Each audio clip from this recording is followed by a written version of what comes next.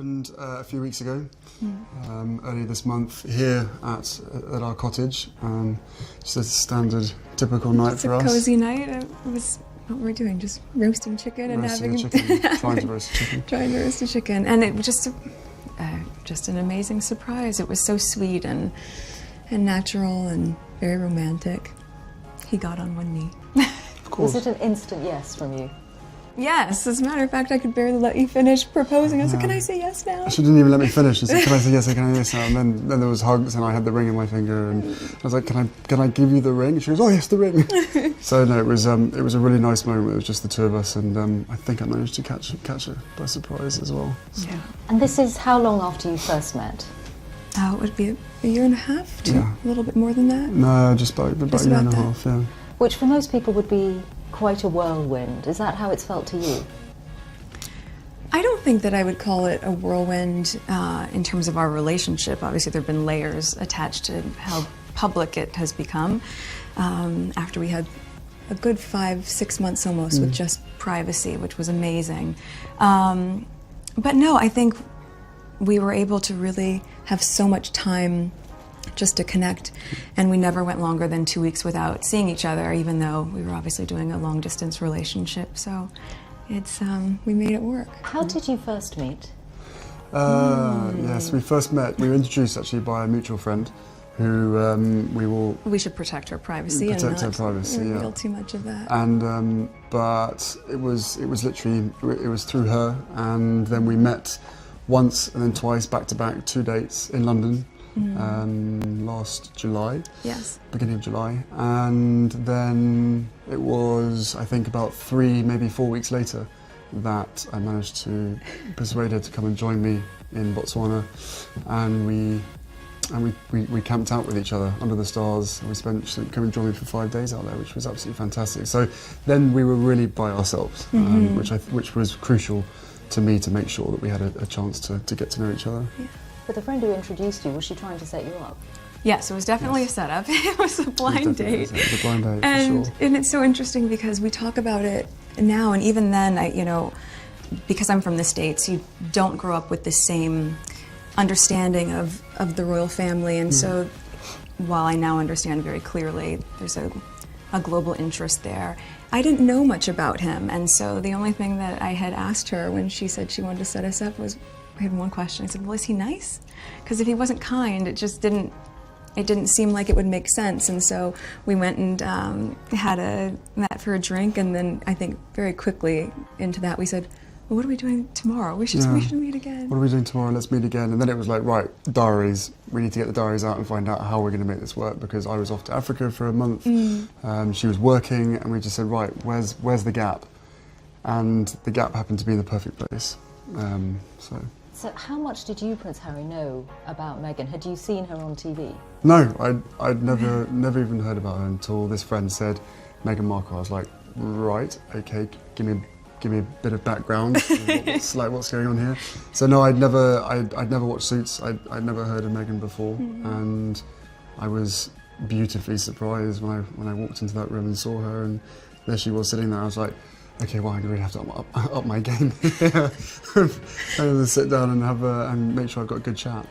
I think for both of us, though, it was really refreshing, because given that I didn't know a lot about him, everything that I've learned about him, I learned through him, as opposed to having grown up around different news stories or tabloids or whatever else. Anything I learned about him and his family was what he would share with me, and vice versa. So for both of us, it was just a really authentic and organic way to get to know each other. And was that quite refreshing for you in the way that you've been brought up, with a lot of people knowing a lot about you? Was it refreshing? Or thinking they know. Or thinking they know. Exactly. Yeah, no, it was hugely refreshing to be able to get to know someone who isn't necessarily within your circle, doesn't know much about me, I don't know much about her.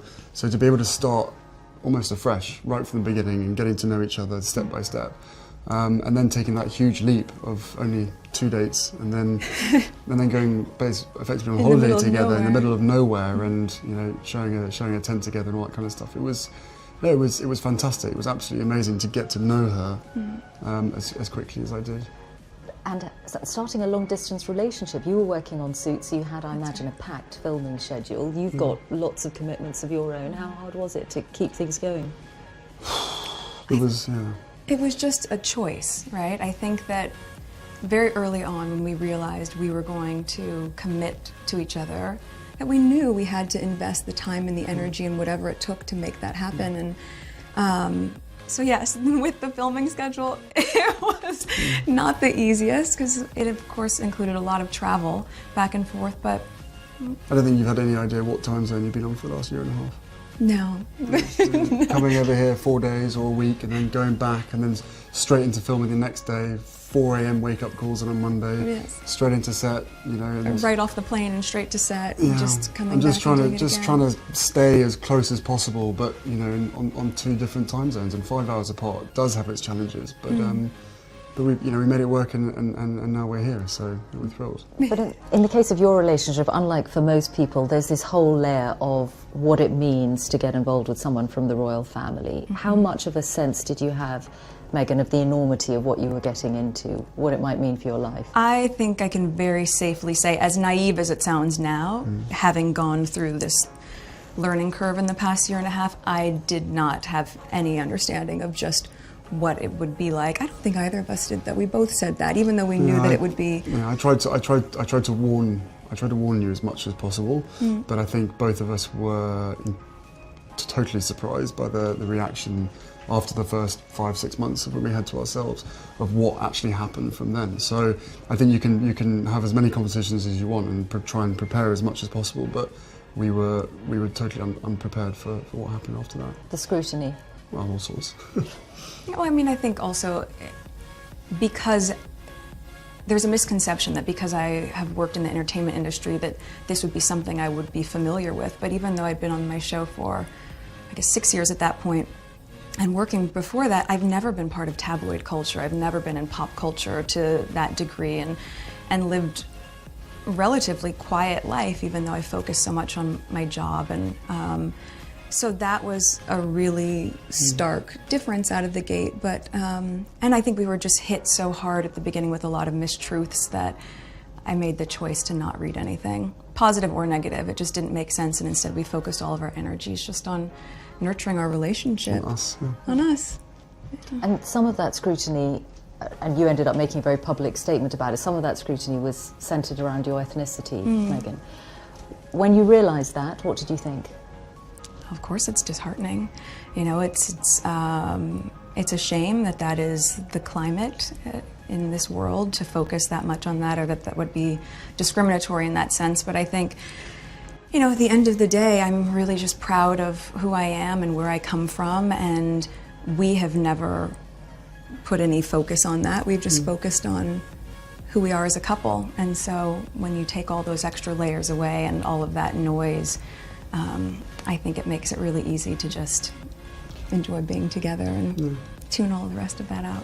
But now that it is all official, Prince Harry, do you have that sense that the combination of the two of you, your different backgrounds, that you together represent something new for the royal family? I don't know if it's something new. I think it's you know, it's a, for me, it's an added member of the family. It's another team player as part of the bigger team. And you know, for all of us, all we want to do is be able to carry out the right engagements, carry out our work, and try and encourage others and the younger generation to be able to see the world in the correct sense, rather than perhaps having a distorted view.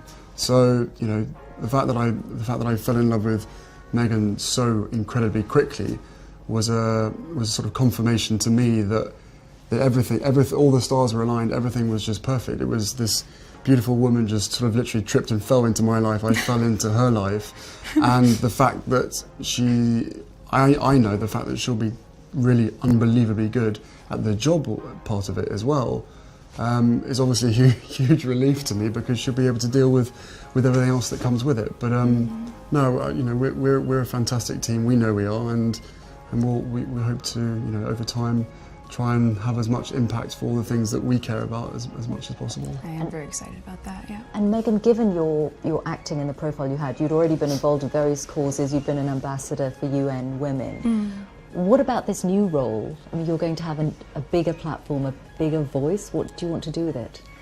I mean, Sing. Can you imagine? No, I'm not a singer. I think what's been really exciting as we talk about the transition of this out of my career but into the role is that, as you said, the causes that have been very important to me I can focus even more energy on, because very early out of the gate I think you realize once you have access or a voice that people are willing to listen to, with that comes a lot of responsibility, which I take seriously. And at the same time, I think in these beginning few months and now being boots on the ground in the UK, I'm excited to just really get to know more about the different communities here, smaller organizations who are working on the same causes that I've always been passionate about under this umbrella. And also being able to go around to the Commonwealth. I think it's just the beginning of a... There's a lot to do. There's a lot to do.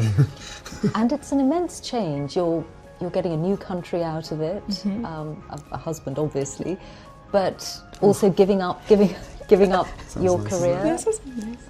Yes. But I don't see it as giving anything up. I just see it as a change. It's a new challenge. It's a new chapter, right? And also keep in mind, I've been working on my show for 7 years. So we were very, very fortunate to be able to have that sort of longevity on a series. And for me, once we hit the 100 episode marker, I thought, you know what, I have ticked this box and I feel really proud of the work I've done there. And now it's time to, as you said, work as a team with you. But do you have that sense of responsibility, Prince Harry, for what you're asking Meghan to do? Of course, that sense of responsibility was essentially from day one, or maybe a couple of months in, when I suddenly realised actually this is, you know, I know that I'm in love with this girl, and I hope that she's in love with me. But we still had to sit down on the sofa, and I still had to have some pretty, frank conversations with her to say that, what you're letting yourself in for is, it's a big deal, and it's, it's not easy for anybody. But I know that, at the end of the day, she chooses me, and I choose her. And therefore, whatever we have to tackle together or individually will always be us together as a team. So, I think she's capable. So nicely said, isn't it? I don't know. She's capable of anything. And together, as I said, there's a hell of a lot of stuff and work that needs doing. At the moment, for us, it's going to be making sure that our relationship is always put first. But no, look, both of us have passions for wanting to make change for good, and with lots of young people running around the Commonwealth, that's where we're going to spend most of our time, hopefully. And it was really one of the first things we connected on. It was one of the first things we started talking about when we met, was just the different things that we wanted to do in the world and how passionate we were about seeing change. I think that was that's what got date 2 in the books, probably. Plenty to talk about. Children? Not currently, no. No, of course, I think one step at a time, and hopefully we'll start a family in the near future. Have you met each other's families, I imagine? Yes, his family's been so welcoming, and You've met quite a few of them, actually. I have, on both sides of his family, his mom's side as well, which has been really important to me too. But yes, the family has been great, and over the past year and a half, we've just had a really nice time getting to know them and progressively helping me feel a part of not just the institution, but also part of the family, which has been really, really special. Trying to track them down and make sure that they're around at the same time that she's popping in without telling too many people. And so we've actually done incredibly well to make sure that you've met all the key people. So does that mean a lot of the time that you've been together in this last year and a half, you've been at home a lot? Yes. No, we've we had to sort of reverse the whole process, and cozy nights in front of the television, cooking dinner with just the two of us by ourselves in our little cottage, rather than going out for dinner and being seen in public. So we reversed the whole process, which is it's provided different opportunities, and it's made us a hell of a lot closer in a shorter space of time. That's true. That's without question. So if anybody else at home is listening, then maybe slow down on the dates and maybe spend more time at home. But no, for us it's an opportunity to really get to know each other without other people looking or trying to take photos on their phones and all that kind of stuff. With that comes with the job, comes with the role. But Well, where it's like- possible, Yeah. you know. And we were able to really get to know each other that way, but also then to go and have friends over for dinner, or to go to his family's tea, or any of those sort of things, and even, you know, just to take the time to be able to go on long country walks and just talk. We've been all over the place. Have you met the Queen? I have, yes. A couple of times. Yeah, What was it's that true, a like? couple of times. It's incredible. I think, you know, to be able to meet her through his lens, not just with his honor and respect for her as the monarch, but the love that he has for her as his grandmother. All of those layers have been so important for me, so that when I met her, I had such a deep understanding and, of course, incredible respect for being able to have that time with her. And we've had a really, she's an incredible woman. And the corgis took to you straight away. That's For the last 33 years being barked at, this one walks in absolutely nothing. Just laying on just my feet during tea. wagging It was tails, very sweet. And it's just like, oh. That has to be a good sign. Speaking of dogs, have you brought yours to the UK? Well, I have 2 dogs that I've had for quite a long time, both my rescue pups, and one is now staying with very close friends, and my other little guy is, yes, he's in the UK. He's been here for a while. Okay, let's hope he adjusts well. I think he's doing just fine. What was it like introducing Meghan to your father and your brother? What was it like? It was exciting. I mean, I've been seeing her for a period of time when I literally didn't tell anybody at all. And then William was longing to meet her, and so was Catherine. So, you know, they're being our neighbours. We managed to get that in quite a few times now. And Catherine's been absolutely Wonderful. amazing, as is William as well. Fantastic support. And then my father as well. We had a couple of, no, more than that. We've had A handful of teas and meetings and all sorts of gatherings over at his place as well. So, no, the family together have been absolutely, solid support, and my grandparents as well have been wonderful throughout this whole process, and they've known for quite some time. So how they haven't told anybody is again a miracle in itself. But no, the whole family have come together and have been a huge amount of support. They've been amazing. And Meghan, your parents, do you think, well, very happy for you, obviously. Do you Yes. think they have worried at all about the scale of what you're getting into? Well, I'm sure at the onset, both my parents and my close friends were concerned, because we got very quickly swept up in a media storm that, as I shared, was not part of my life before that. But they also had never seen me so happy. And I think also once my friends, were able to really meet Harry and my mom, who we spent a lot of time with, who was so much fun. Mum's amazing. It was just, obvious that no matter what we were being put through, that it was just temporary, and that we were going to be able to get through that. So everyone was really happy with me. He's talked to my dad a few times, hasn't been able to meet him just yet, but it's all been worth every effort. Yeah, it's been great. Your ring. Oh yes. Tell us about your ring. The ring is obviously yellow gold, because that's what, her favourite, and the main stone itself I sourced from Botswana, and the little diamonds either side are from my mother's jewellery collection, to make sure that she's with us on this crazy journey together. And It's beautiful, and he designed it. It's incredible. yeah, Yeah, make sure it stays on that finger. of course. What does it mean to you, Meghan, to have those stones on your finger that once belonged to Princess Diana? I think everything about Harry's thoughtfulness and the inclusion of that, and obviously not being able to meet his mom, it's so important to me to know that she's a part of this with us, and I think in being able to meet his aunts and also to be like Julia and just different people who are so important to his mom, I'm able to in some way know a part of her through them, and of course through him, and it's incredibly special, and to be able to have this, which sort of links where you come from, and Botswana, which is important to us, and it's perfect. What do you think your mother would have thought of Meghan or said about Meghan? Oh, they'd be thick as thieves, without question. I think she would be over the moon, jumping up and down, you know, so excited for me. But then, as I said, would have probably been best friends with Meghan. So no, it is days like today when I really miss having her around and miss being able to share the happy news. But you know, with the ring and with everything else that's going on, I'm sure she's with us. I'm sure she's with us. Yeah, you know, jumping up and down somewhere else. Prince Harry, Meghan Markle, thank you both very much. Thank you so much. Thank you.